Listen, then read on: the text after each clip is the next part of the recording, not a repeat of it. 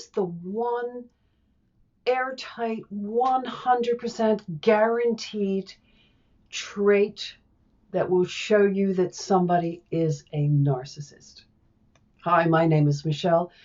I'm a trauma-informed therapist, and on my channel, I bring you evidence-based information coupled with my own personal experiences to help you navigate the most difficult relationship, which is the one with yourself. So let's get started. We hear so much about narcissism. Well, they're delusional, they're entitled, they're grandiose, they lack empathy. It's very confusing, isn't it? We hear about the classic narcissist, which I would call the overt narcissist. And then we hear about the covert narcissist, which is pretty much the opposite of what an overt narcissist would look like. There's the malignant narcissist. There's the communal narcissist. It's a minefield of what is narcissism. What does a narcissist look like? Well, there's one thing that will guarantee you every time to be a real insight into what a narcissist is. And that is very simply their inability to take responsibility for their actions. They just can't do it. They will find every excuse. So I really want you to think about this as I'm talking today on this short video, because I'm sure there is a narcissist in your life. I'm sorry to say there probably is. 1 in 6 people are narcissistic personality style. Of course, we all have narcissistic traits, but I'm talking about people that there is coercive control, there is lack of responsibility, it's dangerous, it really harms. Well, they see us as targets, they see us as their suppliers. It's very transactional. It destroys lives. There's research that most of the people on death row are narcissistic, highly narcissistic, narcissistic personality disorder. There's been lots of research done on this. So it is a very dark personality style. It is a very damaging and evil personality style. What does not taking responsibility really look like? Well, in a conversation with them, in conflict with them, they will go to places like, I don't know how that happened. It wasn't my fault. It was it was everybody else's fault. It wasn't my fault. They didn't do that. They didn't give me that information. If only I had a better education, that wouldn't have happened. If only I had more money, if only I had better parents. They will go as far back to the womb if they have to, because they have little to no self-awareness. Now, this is the tricky bit. Sometimes it will sound like they have self-awareness. Sometimes it will sound like they take responsibility, but they don't. So what would that look like? Let's say you've had conflict with a narcissist, bad conflict, and it really requires, for you, it requires an apology. You want an apology. You cannot move on without an apology. And they become aware of this. You may say it out loud. You may say, you need to apologize for what you just said or what you just did to me. They will seemingly apologize. They may look like they're apologizing. They may actually say the words, I'm sorry.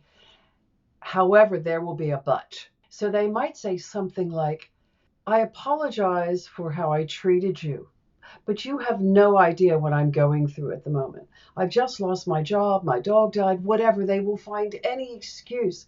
So again, it is being blamed on something external, nothing internal. Now, if you really think about this, doesn't this sound like a small child? Doesn't this sound like a small child that took the last cookie from the cookie jar? They actually have crumbs on their lips and crumbs on the floor or the table in front of them, and you ask them and they say, no, it wasn't me. It must have been the dog. It was my sister. That's fine for a child. That's what we expect, because that child is developing their personality, and our brain isn't fully formed to process nuances of emotions and things until our mid-20s, but not adults.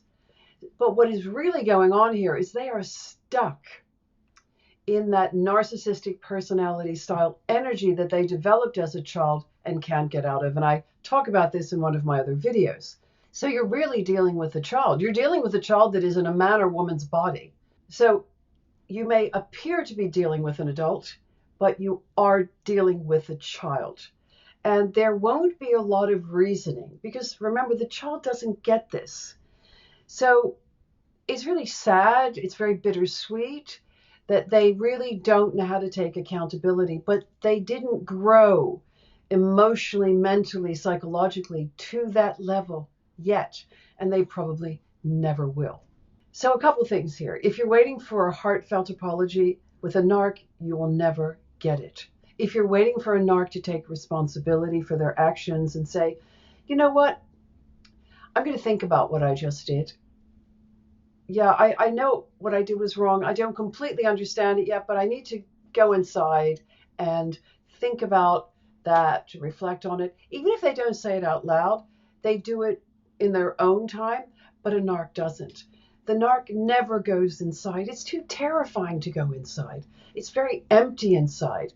There's nothing. They need to live outside of themselves. They become very codependent on other people because remember, they're getting all of their life from others. They're getting all of their needs met from others. It's all incoming. And they can't survive without others.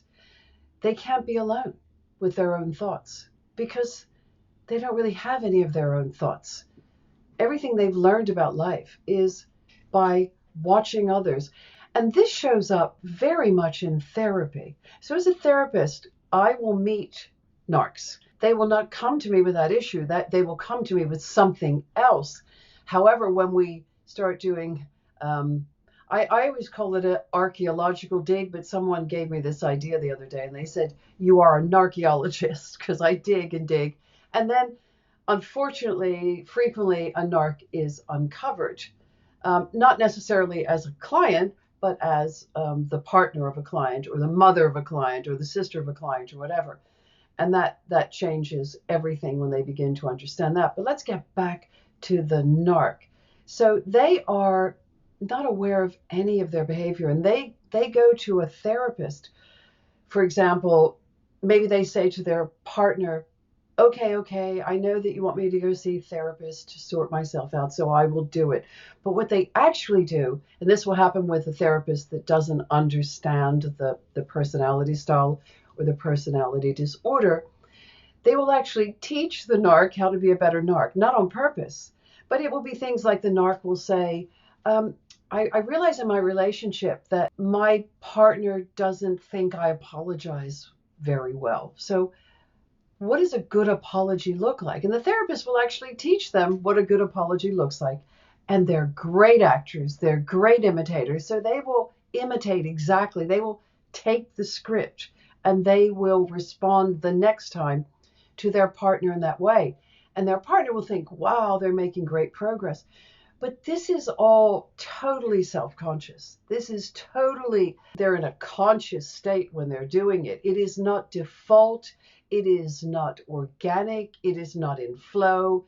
It is not heartfelt. It is, in order to get my needs met, I now have to appear to make a heartfelt apology. So I will appear to make a heartfelt apology. And they will say, I'm very sorry for my behavior. And I promise not to do it again, because they've learned to not put that last bit on of it's her fault, his fault, the universe's fault, the weather's fault, whatever. So I hope that helps you to have a little bit more clarity about how to absolutely 100% to spot a narc. It does take time. You may not see it on the first go with a narcissist. It will take time because you will begin to notice the pattern of not taking accountability, not taking responsibility. And then I really, really want you to wake up to the fact that you're probably dealing with a narc and get out of there. Run. Do not walk away from that relationship. So please hit the subscribe button. Please leave your comments, questions. We love all of that. Thank you very much for following me today, and I look forward to seeing you on my next video.